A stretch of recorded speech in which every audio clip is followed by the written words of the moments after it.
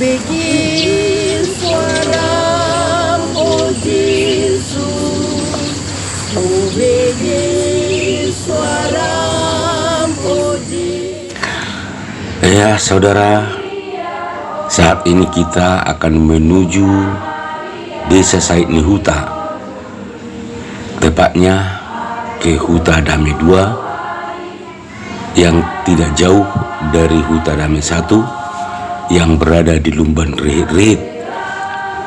Seperti diketahui, ketika pertama sekali Nomenseng datang ke Said Nihuta, beliau disambut di Onan Sitahuru oleh para raja-raja, dan setelah terjadi dialog atau pembicaraan dengan para raja-raja, akhirnya Nomenseng untuk sementara diberi kesempatan tinggal di daerah sekitar Onan Sitahuru di Said Nihuta. Dan beberapa waktu kemudian Nomenseng tinggal di Lumban Rihit, yaitu satu lokasi yang terletak di pinggir Aik Sigiaun atau Aik Gudang yang sering luber karena banjir. Ya saudara, di Huta Rihit lah kemudian Nomenseng mendirikan perkampungan yang kemudian diberi nama Huta Damai. Raja yang berpengaruh di desa ini saat itu adalah Raja Amandari Sabungan Lumban Tobing. Beliaulah kemudian yang memberi izin kepada Nomenseng tinggal di desa ini, desa yang kemudian diberi nama Huta Damai, pindahan dari Huta Damai yang ada di Lumban Rihit.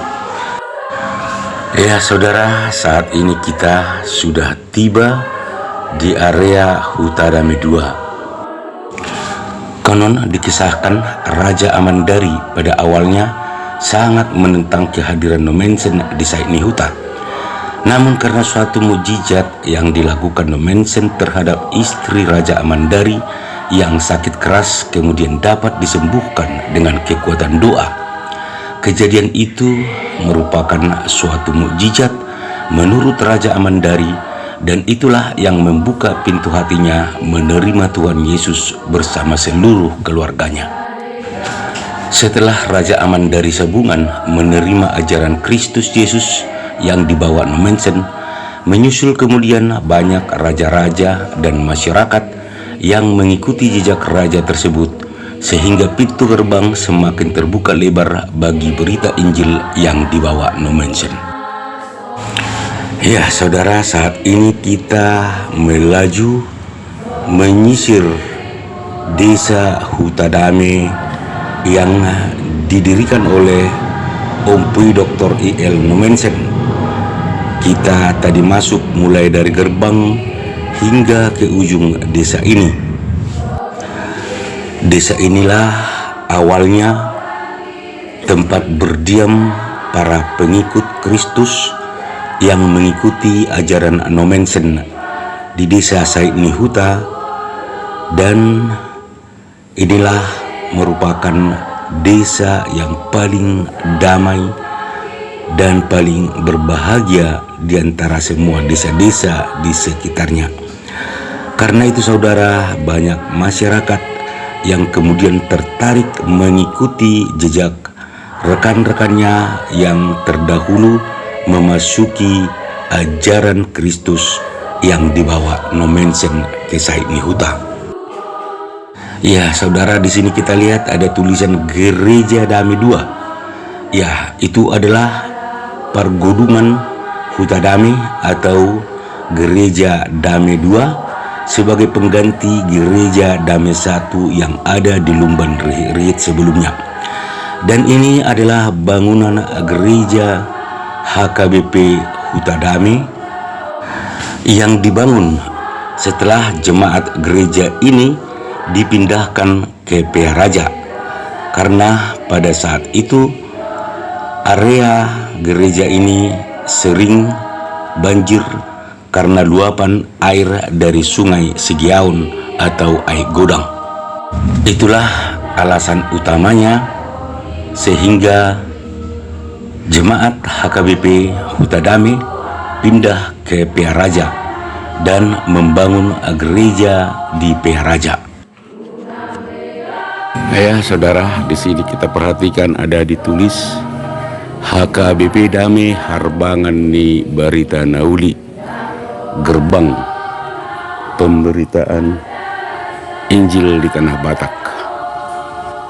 Iya, prasasti ini berada di sebelah kanan gereja Hutadame II. Saudara, pada masa-masa berikutnya, seiring dengan perkembangan zaman, maka Hutadame ini pun semakin ramai dan jemaatnya pun semakin banyak. Tapi seperti kita ketahui, banyak juga yang terjadi perselisihan antar warga di sini, sehingga terjadi perpecahan di antara jemaat. Karena itu pula saudara, seperti kita ketahui, di gereja ini juga pernah terjadi pembagian waktu kebaktian. Satu kebaktian pagi dan satu kebaktian siang. Hingga kemudian jemaat gereja ini pun terbagi menjadi dua bagian, menggambarkan bahwa kedamaian hati seperti masyarakat yang tinggal di Hutadame ini di masa Ompui Nomensen sudah mulai terkikis, bahkan sudah mulai hilang. Aura kedamaian gereja ini pun terasa memang semakin memudar. Ya saudara, saatnya kita meninggalkan gereja Dame II dan kita sekarang menyusuri jalan keluar dari Hutadame ini. Ya, kalau kita perhatikan bangunan-bangunan rumah di sini masih banyak model bangunan rumah lama. Disinilah desanya Raja Amandari yang sangat tersohor. Ya saudara, di sini juga telah dibuat suatu bentuk monumen untuk Raja Amandari Sabungan Lumban Tobing. Monumen yang sangat megah kelihatannya saudara, dan inilah tokoh marga Tobing yang paling terkenal setelah Raja Pontas Lumban Tobing.